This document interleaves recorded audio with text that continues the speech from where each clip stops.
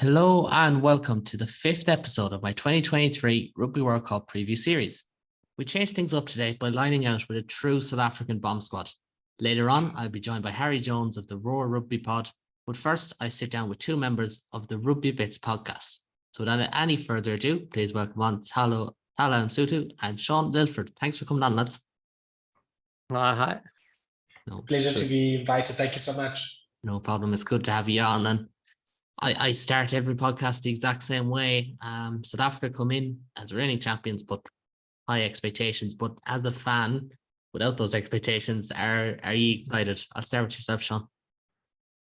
Yes, I am. It's really, South Africa is Springbok fans have had a very interesting life. It's been a bit of a roller coaster the last say 5-10 years. We've had some good showings, some bad showing. We've had probably the worst sort of showing in our history. And then we went on and won the World Cup in 2019. So there's always hope for us. We always believe we can do it. I think that's one of the great things. But any sign of things going badly, you'll see everyone climbing on with "I told you so." But yeah, it's good. I'm looking forward to it. We're going to be chatting about the squad and whatnot. I think things are going to be changed. Like Rassie Rasmus changed things in 2019 by winning the World Cup after being in charge for 2 years. And this year, Nienaber is going to change it up by announcing a very interesting squad, which seems unbalanced. But let's see how it goes. We'll get into that later, but certainly imbalanced is kind of a good word to describe it anyway. But Thala, are you excited for the upcoming World Cup? No, absolutely. I mean, yeah, it's easily going to be one of the most competitive World Cups. We were talking just before the podcast about the fact that there's probably 3 groups in which you can argue that at least 3 or maybe even 4 teams can make it out of those groups. So that's obviously going to be very entertaining. It's a nice sort of meeting of, the established powers sort of going down and a lot of like the tier 2 teams going up. So like there's going to be a lot of excitement there. I think there's going to be a few surprises. There's like even a pretty good possibility of a Fiji or Georgia, Samoa making all the way to the semi-final, which is fantastic. And then, as a fan, as a South African fan, I'm actually going to be at the World Cup, so I'm very excited about that. I'll watch the Scotland game. We were the WhatsApp group of friends that are going to the World Cup obviously had their own reactions to the news, and some are asking for refunds because they're not going to see Pollard and Kanye. But yeah, I think all in all, I mean, France obviously I'm sure they'll have a good party, and yeah, I think we are going to be treated to some great rugby for those 2 months. Yeah, it promises to be great, but maybe don't ask the refunds yet because they are on the standby list, those lads. You never know. You never know. But it's weird, like coaching changes is kind of in the theme of this World Cup coming in as well, between coaches who will depart, coaches who departed a year ago, and as many Irish listeners are aware of, Shaun Nienaber will return to Ireland and head to Leinster this time after the tournament. And Shaun, I'll start with yourself because you did a brilliant podcast on the Erasmus Nienaber era. So would you mind taking us through your thoughts on their last, 5 years or so, 6 years?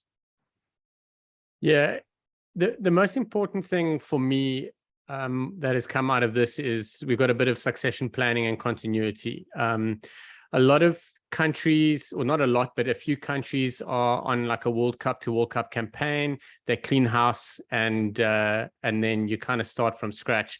And South Africa fell into that cycle, and it was hurting, and it was evident there was no continuity. It was challenging. And then when Rassie Nienaber, we should call him that. Yeah. Sheesh. When Rassie came in as director of rugby, and then obviously, I was pretty happy. We were all pretty stoked about it because we didn't have a director of rugby position, and I thought that was something that we needed to be doing, but also liked his outlook and what he'd been doing.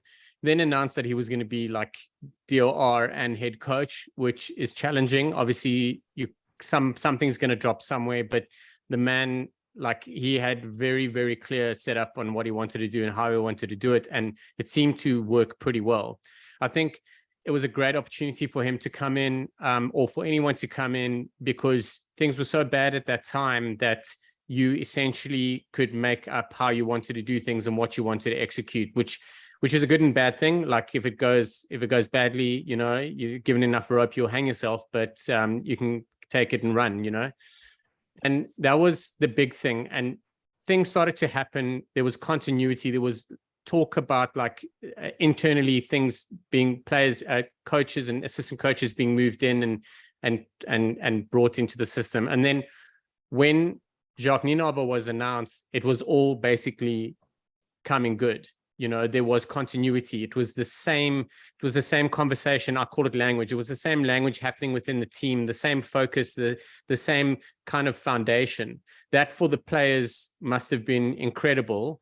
And then that happens, then we've got so many of the same assistant coaches and management staying in that process.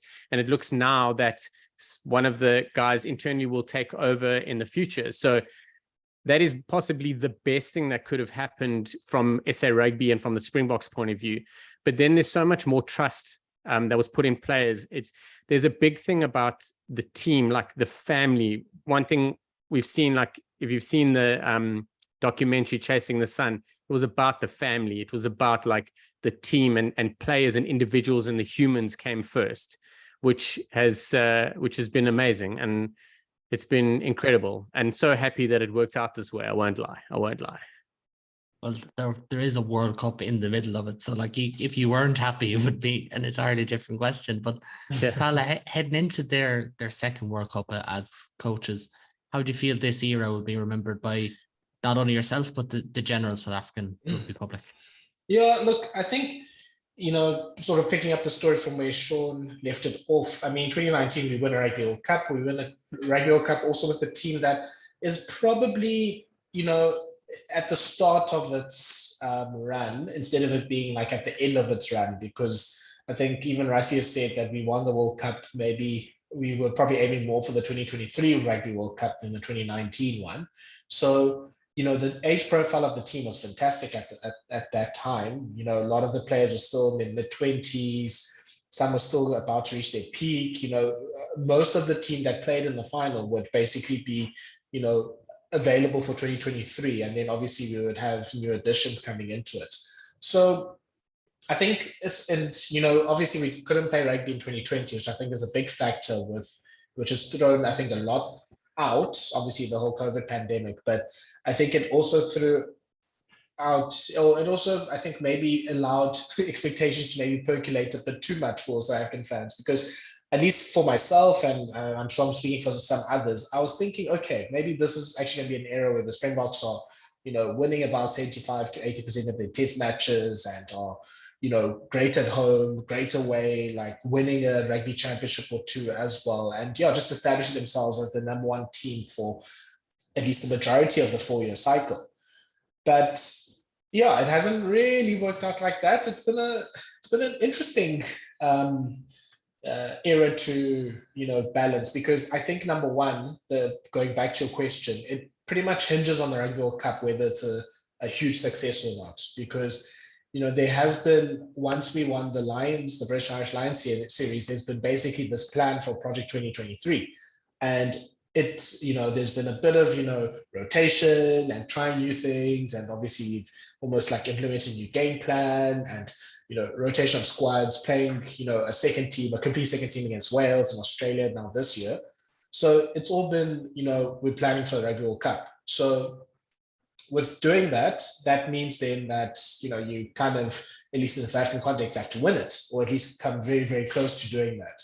So I think that will be almost a big thing in the Nienaber legacy, because when you look at win percentages and all that sort of stuff, Nienaber's win percentages, I think, is at about 60 or 61%, or maybe 62 now, which, is just about average for most of the good Springbok coaches in the last 30 years.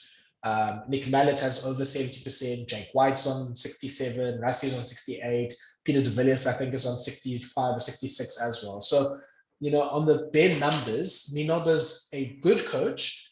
World Cup obviously makes him remembered, a great coach, history. But I think a loss, and if it's a quarterfinal loss or even the horror of a group stage exit, I think that won't be remembered too well. But it also comes with this dynamic between Nienaber and Rassie Erasmus. Because obviously Rassie's been the director of rugby, he's been very involved in the team, he's been very active, as all of social media knows about, his thoughts and what he thinks about games and stuff. So it's so interesting. I don't think the average, RugbyBits followers or whatever, South African fan actually knows much about Jacques Nienaber. I mean, I think everyone, if you ask, the common person on the street, they probably think Rassie's still the coach. So I think it's just an interesting legacy that he'll leave, and he's going to almost go into the night to go join Leinster quietly, like, almost win or lose, maybe more so if they lose, because he almost wasn't sort of the person at the front, who might, take, all the shots if the team loses or not. And it'll be interesting then seeing him in another environment and seeing how he goes there, because I think, working with Rassie Erasmus and Rassie sort of taking that, I guess, Eddie Jones or Jose Mourinho approach of taking a lot of the bullets so that you can sort of preserve the team. It'll be interesting to see how, he's remembered. But I think the Springboks have put a lot of their eggs into the World Cup basket. We haven't, had a great run as like the top team, really. We haven't won a rugby championship. We won the British Irish Lions series, which is obviously a big priority. But yeah, I think it's, a World Cup win, or at least, going pretty far, like either a close loss in the semi-final or a close loss in the final. Or if we lose in the quarterfinal or even earlier, then yeah, I don't think it'll be seen as a successful era. That's the fickle nature of such a competitive World Cup that's coming, isn't it? Like, because it's the same boat kind of for Ireland and France, where they have a Grand Slam under their belts, but if they lose a quarterfinal, it's like, well, it was all for naught. But I'm kind of doing this as a two-part podcast, so it kind of allows me to ask a different type of question, and I do really want to touch on the URC. Like, we're 2 seasons into this. I have it down to the South African experiment, but obviously the Kings and Cheetahs were in before. But like, I love the league personally. Maddie in my rugby circle feel the same way. So starting with yourself, Thala, what's your thoughts on not only the URC as a concept, but also its impact, be it positive or negative, on South African rugby? Yeah. So yeah, I think I think in terms of a history lesson, South Africa, Australia, New Zealand, and then Argentina have a very, I think, funny relationship, because you have New Zealand, you have South Africa. They obviously have the biggest population in terms of a rugby watching population, so they bring sort of all the broadcasting money. They have Super Sport, and they I think the money comes from that. New Zealand's obviously the most dominant team. And then, Australia and South Africa almost have like this like love-hate relationship in some ways of, we don't really respect each other sometimes. We love and hate each other, but we're actually quite similar. Like, our records are quite similar. And obviously we're all trying to almost like see ourselves as as the team that's next to New Zealand in terms of like the hierarchy in things on and off the field. But basically that relationship broke down, but there was always a threat of South Africa joining Europe because of, the time zones and everything. And that's always been something that was hanging over Super Rugby, at least the last 10 years, if not longer. So, and the biggest reasons was obviously time zones, which is, if you're watching a Super Rugby game, there's those like long haul Saturdays of starting at about 4 or 6 a.m. and going all the way to about 11 p.m. with the Argentina game. So a rugby tournament that spans so many time zones, I mean, there's not much sustainability to that if we're being honest. So with the URC, I think it solved that problem with regards to now all the teams on pretty much similar time zones and everything. But South Africa is a victim of its own geography. We are never going to be close or, a quick bus drive away from other rugby or big rugby playing countries. So there's always going to be an element of, long travel and, distance, and are we going to have interaction between fans and all that sort of stuff. So I happily admit I was a skeptic of, the idea of South African teams joining the URC, because I think for one thing, I was like, I think we're not really solving the problem that we had, because we're going to still be in a competition where there's, a disparity in terms of travel, and we're going to have to do all the sort of the traveling up and down. As we've seen, the South African teams have had to travel, via Qatar, with Qatar Airways. We've seen some of the seats that they've had in their flights, of them sort of crapping themselves up in the economy as well. So that's obviously not ideal. And, I think the South African rugby culture has always had some relationship, especially with New Zealand and New Zealand teams. Like, there's a lot of people, like, even, before the South Africa came back from readmission, are big New Zealand rugby fans and know as much about New Zealand rugby as probably most New Zealand locals do. So it's like, okay, we don't really know many teams except for Leinster and Munster, what's Glasgow, like what's a Scarlet and all that sort of stuff. But, I think it's definitely proven me wrong in terms of just getting things together. I think it worked, number one, having, two South African teams in the final in the first edition. That got the buy-in of South African fans very quickly, because I still remember the RC started so slow here because we're still coming out of COVID and all its restrictions. But then by the time the Stormers and the Bulls made their run to the final, it really built up to a crescendo, and it was great to host, a big sort of tournament and tournament final, because we didn't have that many opportunities to win one when we were playing New Zealand teams. And then the second year, I think it also was great that it was a second team still, but now with an overseas team. And Munster, I think, did their work in obviously bringing their fans here. And that week in Cape Town was one of the most festive weeks, like in a long time, because of just interacting with, people from Munster and them sort of enjoying the country there as well. And it just showed the potential of this tournament, that hopefully, at least for big games, there will always be some form of away contingent. There's obviously a lot of South Africans in the United Kingdom as well, so there'll always be a little piece of South Africa in the stands as well. And so I think there is definitely a bit of sustainability with the tournament. But yeah, I don't think, or I don't know how we solve the travel thing, because it's a difficult solve. I think the way the tournament is scheduled with regards to having multiple tours also makes it difficult, and makes it quite impractical to you're going up and down and up and down. Even now for next season, I think the Stormers have a run where they play two matches in Europe, then they come back for the Champions Cup at home, then they go back to France for the next Champions Cup game, then they have 2 matches at home, then they go for another 2 matches in Europe. So it doesn't make sense. And I think especially when there's going to be, I think, a bigger call for sports competitions to be sustainable with their travel and to be a lot more eco-friendly. And it's going to be hard to justify, teams flying up and down pretty much every week or every 2 weeks. I think that's going to be a big challenge.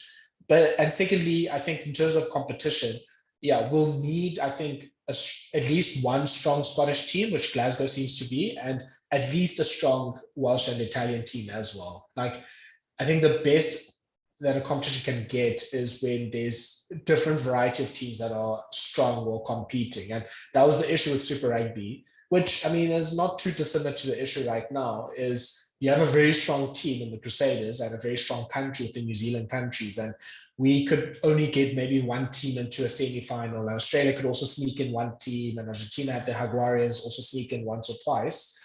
But, most for a whole country, your interest in the competition ends very early. So, I think it's needed that we have a strong, team from at least all of the regions. We have, we can start building some rivalries now. Munster and Stormers can build a rivalry now, and all these other teams, and there can be inter-country rivals. And we can start to get to know and learn from each other as well. And hopefully, it's also the final for Munster also showed that fans can make it worth their while traveling to South Africa for a week or 2 weeks, and enjoying all the nice stuff that you can enjoy in South Africa. So hopefully that does build up. But I think in terms of the general South African public, once that first final especially happened, and there was the Stormers versus Bulls, I think we really brought into it. There's still, I think, an element of with Super Rugby, there's obviously a familiarity, there's the opportunity of playing, New Zealand sides, which are obviously very strong. But yeah, I always say that like Ireland seems to be our New Zealand, with Leinster and Crusaders having a lot of comparisons right now. And you can, go sort of down the line and maybe say Scotland is kind of like Australia, and Wales, the Welsh teams are like the Sunwolves. But yeah, it's coming to that point now where it feels a lot more familiar. So yeah, hopefully after this season it grows. But I think another big concern is that we need to sort out a global calendar. And I think when we talk about the Rugby World Cup squads and the injuries that have happened to key players, I think that's a big part why, because pretty much South African players are playing 12 months of the year, almost non-stop, because we're in the Rugby Championship, we're in the URC, we're in the Champions Cup, which means there's no real off-season, which I think will be a big story that develops now in this World Cup and for years to come. That's brilliant take through the whole thing, Thala. And Shaun, have you anything to add? Are you pro URC and against the URC, or what's your stance on it? I'm very much for. I agree with what Thala said, and it's the general sentiment around. There's very few people that are still trying to beat the Super Rugby drum in South Africa, and I think as a whole, it's great for us. We are very fortunate that we're in a position where we'll have a generation of players that get to have experience playing Super Rugby in New Zealand and Australia, and playing in Europe on a club rugby point of view. And I think that that's a massive, massive bonus for us.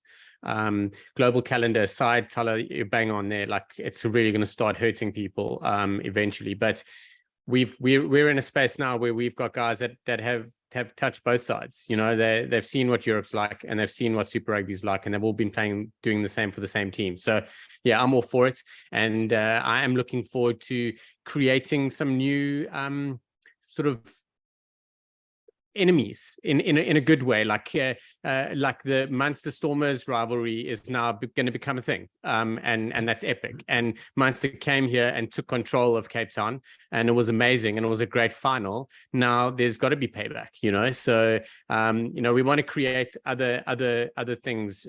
We also want to force Leinster into sending full strength squads around the world. We want to be in that place, because out of Super Rugby, we're going from strength to strength, week in and week out.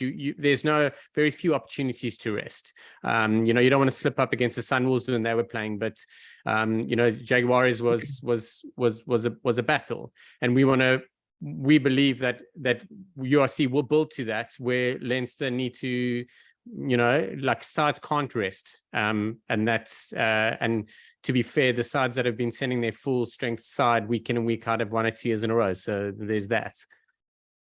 Yeah, that's and listen, there's so many different angles on the URC. I know some Welsh fans don't like it, some love it, some Scottish fans aren't big fans, and so on and so forth. But it is great to see buy-in from South African sides as well, because above all else, they have moved the marker in the league. Like before, you could sacrifice a couple of extra games, whereas now, if you have to go down to South Africa, you're kind of penciling yourself in for 2 points as opposed to maybe 8 or 9, and that's a huge difference. And well, we could touch on that for hours, to be honest. Thala, do you want to jump in there first?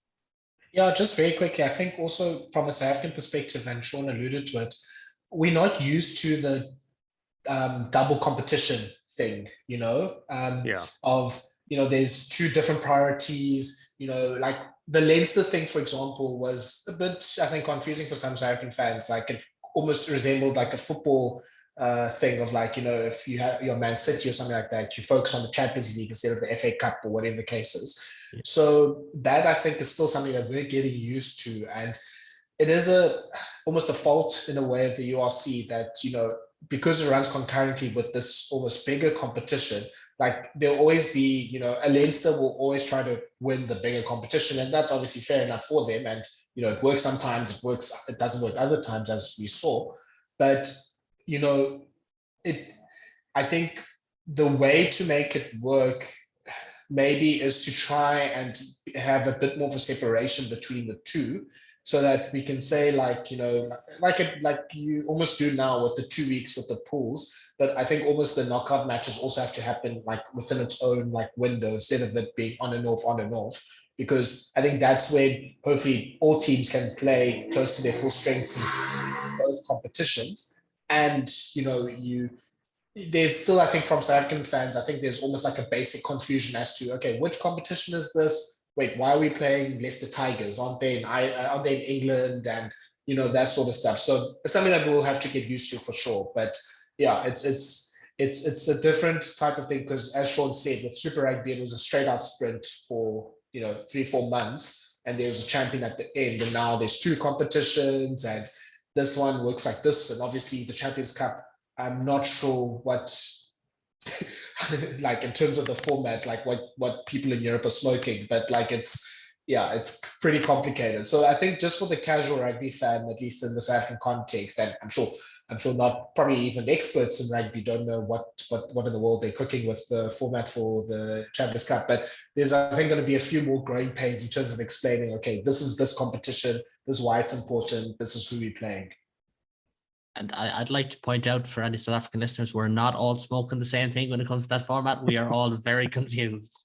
It's been 10 years now of this roller coaster of the EPCR, and we don't know what's going on.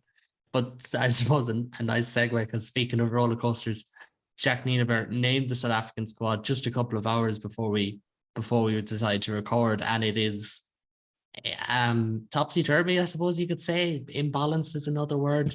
The headline calls are the inclusion of Munster second row Jean Klein, his partner Orge Snyman, and former Ulster number 8 Wayne Vermeulen, while Handré Pollard, Lekanyuam, and Ludi Aga are all out injured, but are on a 9-man standby list. So, first of all, Shaun, what's your thoughts on the 33 men that South Africa have assembled? It's a surprise. And it's weird as a South African fan saying that you're surprised by a Springbok squad, because we kind of, I think historically we are the easiest side to name, because everyone knows what's coming. So very interesting. Everyone that's in there deserves to be in there. Like that is the one thing. And I'm big about balance, man. And there's a lot of like unbalancing happening on this side. So it's a bit challenging. So I got to wrap my head around it. The big concern for me is naming one out and out fly half. Obviously we've got options. The other big concern for me is not naming a big third choice hooker. I want to have Joseph Dweba playing in games where we can actually rest Bongi Mbonambi and Malcolm Marx. That's the value for me. It's not that I believe he should be getting game time for other reasons. He will build up in the system, but we essentially now are having Bongi Mbonambi or Malcolm Marx play in every game in the World Cup, because we have to name 2 hookers. So there's a concern there. Other than that, it's very interesting. I'm super excited to see what happens. We've named 4 scrum halves. There's challenges all round. We've got an amazing set of back 3. We've got options at center and some unlikely options, because Damien Delendi is going to play 13 this tournament. There's no doubt about it. He played a bit for Munster. He's played a few times for South Africa. So yeah, and I'm very excited to see Jesse Creel. You know, he's one of the top guys that everyone loves to hate in South Africa. He's on that list where he's very polarizing. He's really going to put his stamp on things now. So I mean, he's in great form. So it's not like we're guessing here. But yeah, interesting. We've got some we've got some options. Like, how is Archie going to come off the bench, because he's performed so well coming off the bench and just dominating? But, you know, do we want to start him and Klein together? Like, there's so many options. The other space I'm a little bit hesitant is at prop, but I think our front rows. I would rather be going with 2.5 front rows than the front rows we've gone on now. I'm a bit scared of that. Our platform's very important. The other thing that I'm excited to see is clear as day that Manny Libbok was the second choice fly half is now first choice fly half. against Argentina recently, he had a shaky start, but finished well. And that's really what we want to see. For me, he's got to play all the games, which is clear that he's gonna. Any mistakes and everything that happens, he's got to rectify, and he's got that mindset. That's the one thing that I think is quite evident about him. He's got a winning mindset. He's got a mindset about problem solving the whole time. Like, how do I fix this? How do I make this right? So, yeah, pretty excited. But I mean, are we going to see a Springboks side that have got 3 essentially scrum halves playing in the match day 23? We could, because they cover wings and fly halves and fullbacks.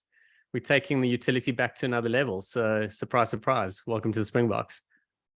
The Francois Hugar era has returned in that regard. But I just want to hold you to a point there you made, Shaun. You mentioned Dale Ende playing 13 possibly. Like, could we see him beside maybe a Willems as a distributor, or do you see that with alongside Esterhuizen, who's more of a power man? I know Creel is the recognized 13, but if Dale Ende goes to 13, who would you see starting beside him? I actually think we'll see a bit of both, but ideally we probably want to have Willems there. So what might happen is I don't necessarily think it'll start that way. If it starts, say against Romania, we'll probably be running Willems at 10, Esterhuizen at 12, and Dale Ende at 13. But in another game, in a bigger game, what might happen is they might take Jesse Creel off and bring on Willems or Esterhuizen to move in either at 12, or will then revert to that 10, 12, 13 as well. Very interesting. I think there's been, like, with Dale Ende playing against, I think it was Canada in 2019, he played 13 against New Zealand when Lukhanyo had that amazing game at wing. Dale Ende was at 13, and then last year against Italy, a couple games he's moved in game as well. So there's obviously been that plan and that option. I don't think they ever thought it would unfold in this manner, but he's always been there and thereabouts, and they've clearly been working with him on it.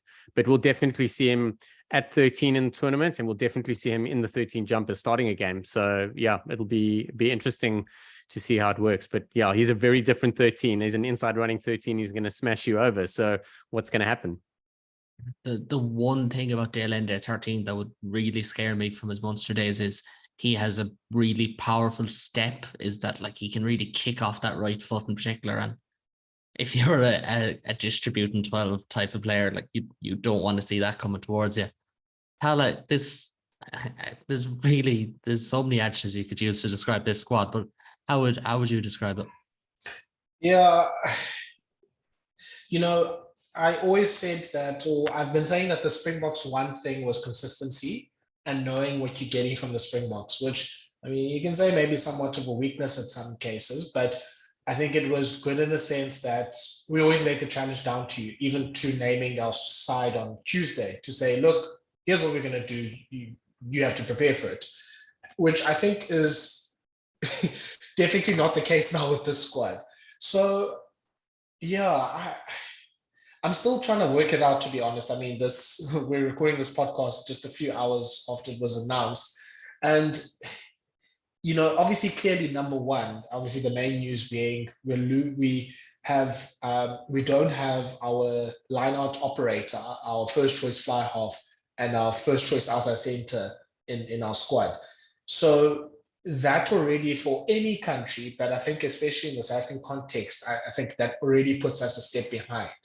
And it seems like that, trying to read the tea leaves of what's been said in the press by the coaches is, I think it was basically a decision of they're not fit now, or they won't be fit at least for the next 2 warm-up games. So they have to be on standby, and if there's an injury, they can come in. And as I understand the Rugby World Cup rules, it's not like a situation where we can go, okay, Andre Esterhuizen is not really playing well, Lukhanyo Arm's not back in fitness, let's just switch them. You have to have an injury. So unless either something happens before the deadline for the squads being submitted to World Rugby, which I think is either 27th of August or the 1st of September, around there. So either, there can be still changes then, possibly, But in all likelihood, it seems like those three main players, especially Pollard and Lodiaga, it seems like they're out of the Rugby World Cup, at least for now, which, I think changes the math and all the equations for South Africa about, how they do in this Rugby World Cup, because, they're so important, obviously, for different reasons. I think with Diaga, for example, his ability to run the line out is clear. And I think there is a clear difference when he's not there. And just, the efficiency of the line out does go down. So Bodambi and Marks are now going to be working with either probably Snyman or Mostert, or Ori, who they haven't been working with. And they can't really, there's a lot of moving parts here. So Mostert is now, I think, more of a second choice blindside flank, more than he is a lock option at the moment. So what that probably means, especially with the makeup of the squad, is he can, obviously, if he's in the team, he can still call the lineouts. But I think in most cases in our big games, he's only going to play maybe the last 20 minutes. So that means now the lineout calling is now up to either Snyman or Ori, who haven't really been calling the lineout for the Springboks, well, ever, pretty much, because they both haven't really played that much in the last 4 years, never mind in the past as well. So then that's a problem. Number 13 for Kanye is less of a problem, as we talked about now with Shaun. Jesse Creel, probably one of the best defenders at outside centre, which I think is needed against England, Ireland and Scotland especially. I mean, Ireland, with all of their patterns and moves and everything, you need a strong outside centre or they'll cook you up. So I would play Creel at 13 for that. And Scotland, with the Hugh Pelotu and Finn Russell looping around, again, you need a strong 13. So I don't mind that loss too much. Lukanyam is obviously great as a defender himself and is obviously just amazing as an attacker. So we do lose that in terms of the attack. But I think the defense, especially for the group stages, will be needed there from Creel. The Pollard loss, I think, in some ways, it's not too bad because, I mean, look, Manie Libbok has been probably the best fly half in the URC the last 2 seasons. He's a good player. He is a good tactical kicker. He's obviously fantastic running the ball. He does kick his goal kicks in the clutch as well. He's able to do all the things that you'd want from a fly half. The two things are obviously experience, number one.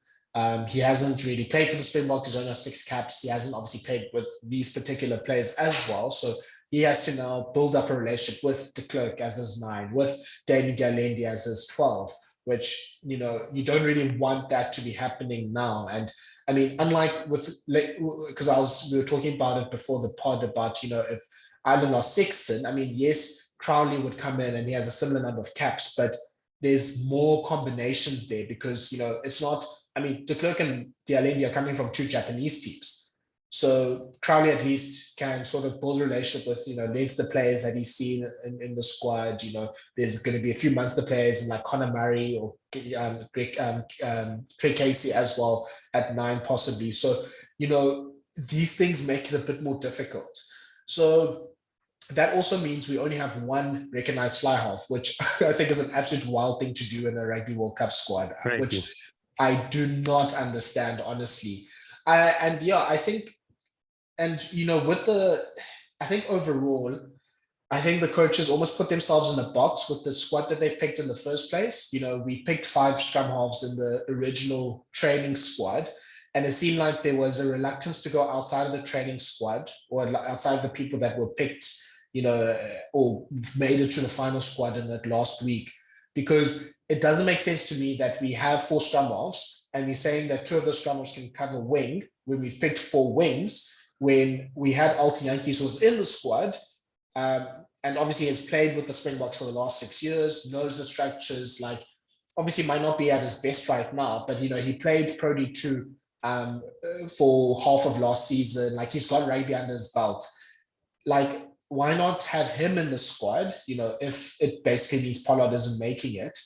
And at the very least, we have a backup option if, for whatever reason, either Libbok isn't playing well or he gets injured or whatever the case is. Because I think we've introduced a lot of risk into our team now. To the point that, I mean, look, with I think when playing Ireland and Scotland, like now we're clearly maybe the underdog team, at least against Ireland, if not against Scotland as well. There's things we can do to problem solve. I think our first choice 23 is still good, if not very good. And I think we'll still compete well against most teams. So the problems there are a bit limited. There's a few weaknesses, but the problems there are limited. I think we have introduced a bit of unnecessary risk with our second choice team against Tonga and Romania. So as Shaun mentioned, we haven't picked a third choice hooker, which means that Deon Fourie has to play some minutes there at hooker. He hasn't played hooker since, I think, 2018. So if, let's say, he can't throw, or we have really issues with throwing, I mean, yes, Tonga's not maybe known for their, set piece, but that's obviously one way of, beating us. Now, Damian Willemse probably plays 10 for most of that game, but if something happens to him, it's either de Klerk or Jaden Hendrickson that's playing 10.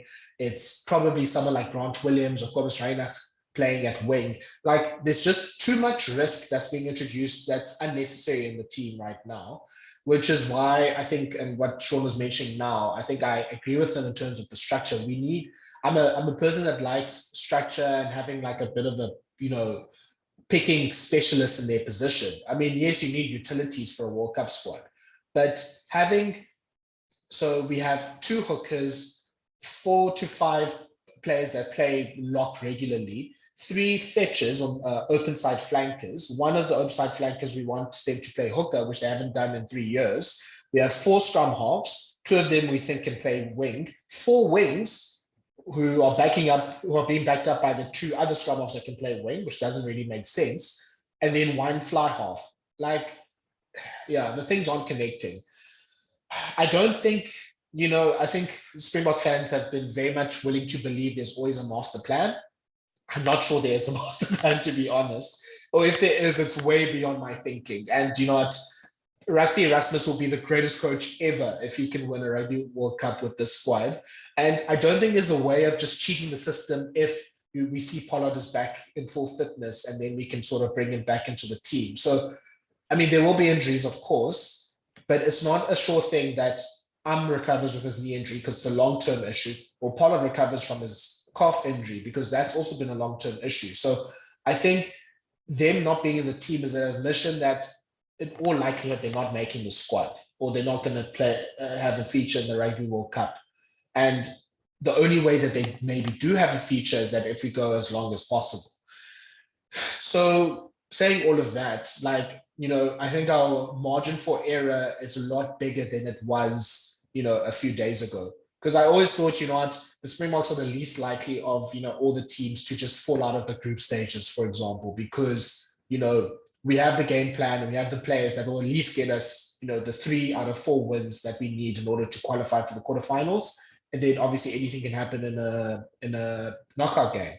But now, not only against Ireland and Scotland do we introduce risk. I mean, the Tonga and the Romania games I'm not saying we're going to lose those games, but they're now not really foregone conclusions because, again, we've introduced a bit of risk that I'm not really happy with. So, yeah, I think as a South African rugby watcher, you look at that squad, and I think there's a bit of heavy breathing. There's going to be a few nightmares for South African fans. Like, it definitely does put us on the back foot for the Rugby World Cup, and it's never a good sign for a team that wants to win the Rugby World Cup to have any questions or lots of questions coming into the tournament.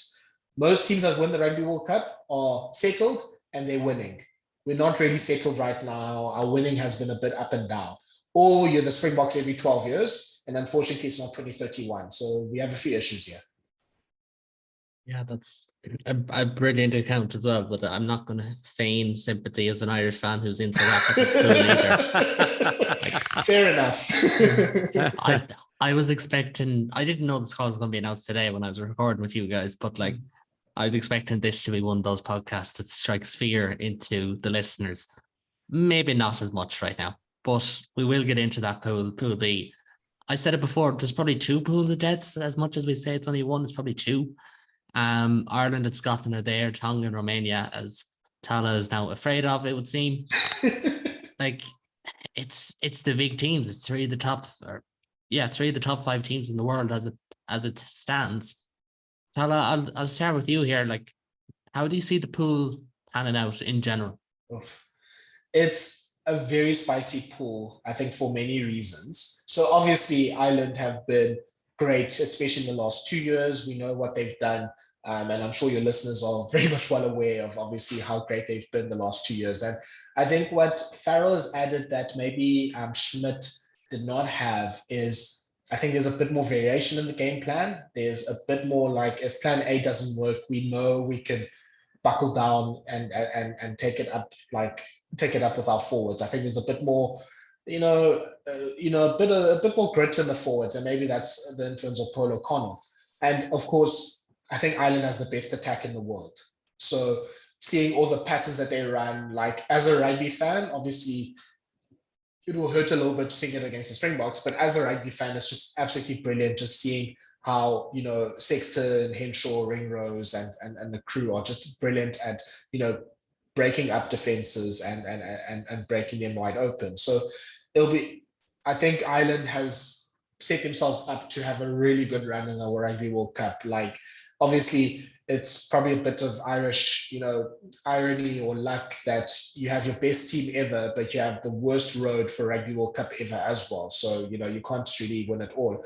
But there's no reason why. I think there's definitely respect and maybe some fear in some ways that Ireland is a good team and they can really obviously go far in this Rugby World Cup. And there's no reason why.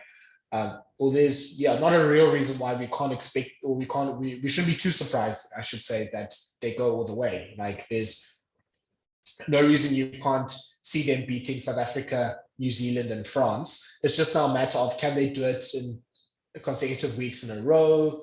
And what happens if they lose one or two key players, which, is the inevitability of a Rugby World Cup. But there's no real reasons apart from that. Scotland is a bit of a lucky packet side. I think in our talks in RugbyBits, like at some stages, we're a bit high on Scotland. I've been high on Scotland. I think 2 years ago, I thought, okay, they're going to get second or third in the Six Nations. They're going to really be consistent now. And Scotland, as soon as you think you figure them out and believe them, will then disappoint you. And we saw it on Saturday in the Rugby World Cup warm-up game. They had the most ornery first half ever. They looked like they were not really bothered in playing rugby. Then the second half, they just went out like absolute titans and they tore apart France. So, it's such a dangerous team for a few reasons. Of course, we know how good they are in attack. And I mean, if Ireland has the best attack in the world, I think Scotland's at least in that top 3 or 4, because, there's a lot that you can do with obviously Finn Russell. There's a great understanding that Hugh Jones and Sean Tuipulotu have, and that tests the defense constantly. And I think the one thing that they've gained with Stuart Hogg being retired with Blair Kinghorn is just size. It's a big team. Like, you have Van der Merwe and Blair Kinghorn running at your wings. Like, they're going to break tackles. They're going to beat defenders. They're going to, make meters most of the time. And obviously, Darcy Graham, he might be small, but that's a person that always will beat defenders as well. So that's a great attack. And they've really, I think, grown in their defense as well. So they can,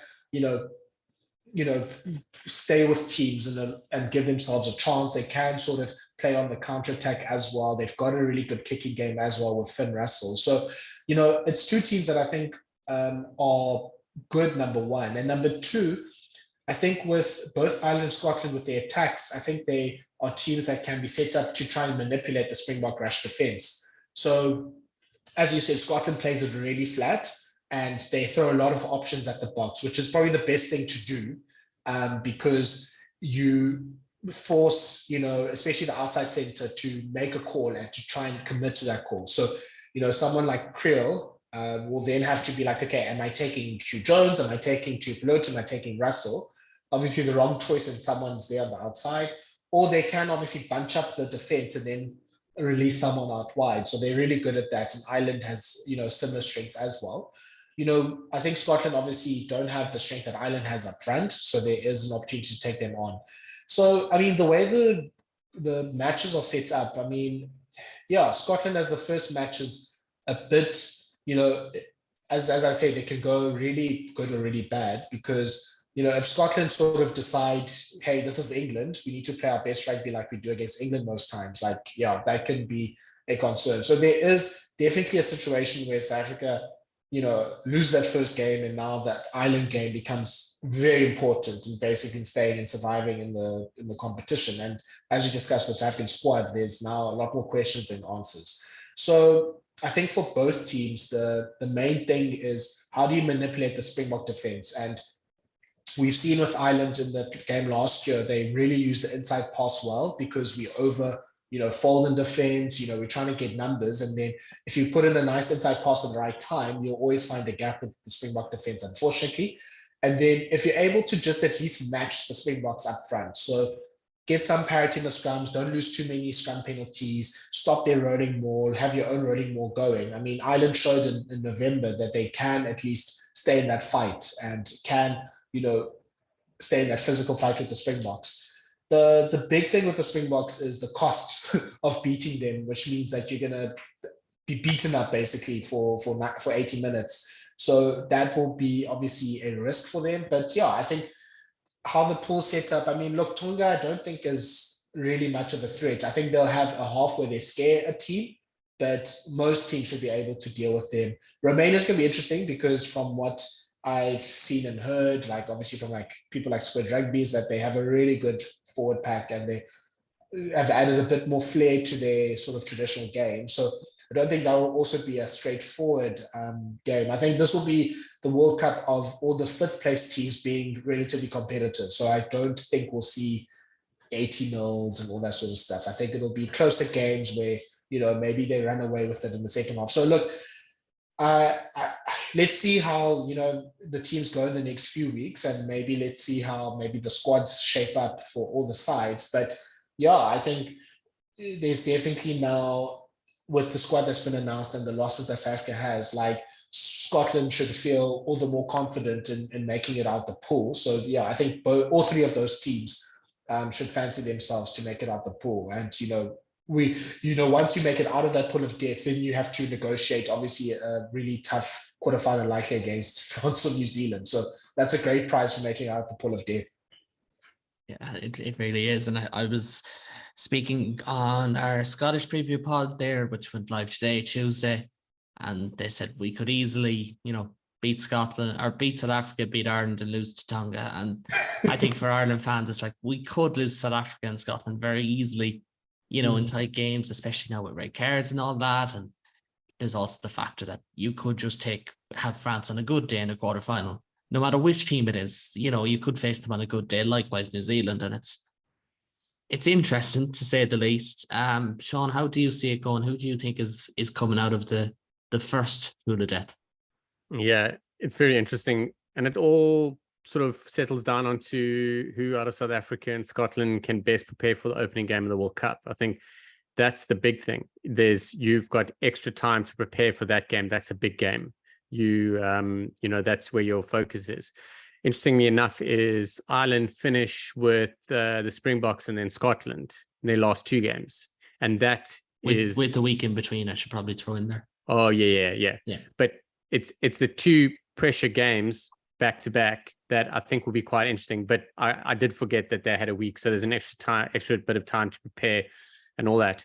So very interesting times ahead. In terms of what's going on, I really believe that South Africa are going to make it out the group. And then I think that Scottish pod, I mean, Cook's part of the RugbyBits, he said it all the time. He says Scotland are going to cause an upset, and he doesn't know if it's for Scotland or against Scotland. And he's bang on. Like, they really could go out. I mean, Scotland could go out and beat South Africa and Ireland and then lose like to Romania and Tonga and still not make it. Like it's a bit interesting. So I think Scotland are going to fall just a little bit short. But one thing that I'm very sure of is that it's going to go down to a points difference, and it's going to be crazy. Someone's missing out by a missed penalty or something like that. It's going to be even on points for second place. You never know. Like it could be all even on points for the first three place for first spots. So there's going to be some broken hearts, but South Africa are going to make it out with Ireland As boring as that sounds, it's I feel that that's where it's going to go. Yeah, no, I'll take that gladly. Gladly, we'll take that now, to be honest.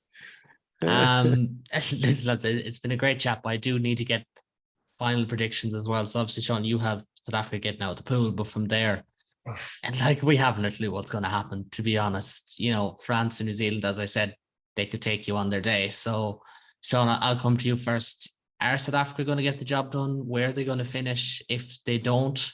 And who do you see winning them? Oh, I hate these, and I wish I could blame load shedding and cut out, but I'll stick through it. I feel South Africa are going to go far. So if we don't make the final, it's going to be by ball hair. Something's going to happen. It's going to be a penalty. There's going to be a very, very tight game somewhere along the line. Most of them will be, but I think if they don't make the final, it's going to be by a little bit. Very interestingly enough, I always look at it like which teams can win 3 on the trot. And that list is getting longer and longer. You know, you can add Ireland to that list now, you can add France to that list now, but it was always South Africa, Australia, and New Zealand. And now, you know, like Australia probably still in it. England can win 3 in a row. So it's a very long list. So it's quite challenging, and it all depends on how the focus is for the quarters, semis, and final. But Ireland, I did something today and upset a few of the Irish just by pointing out that Ireland have to win 5 tier 1 games in a row that are almost knockouts. And I don't think I've seen that before in a World Cup. So if they go on to win it, well done. And they flipping deserve it, you know. But yeah, I think South Africa, I don't know who's going to win it, but I think South Africa will be a very close finalists. And I'd love to say we'll go on and win it, but I hate making these calls. But we're in for one of the best World Cups in the history of the game. Yeah, that's as good of a call as Anton. I think we are in for a great World Cup, to be honest. Thala, same question to you. Are South Africa going to do it? And if not, who's it going to be?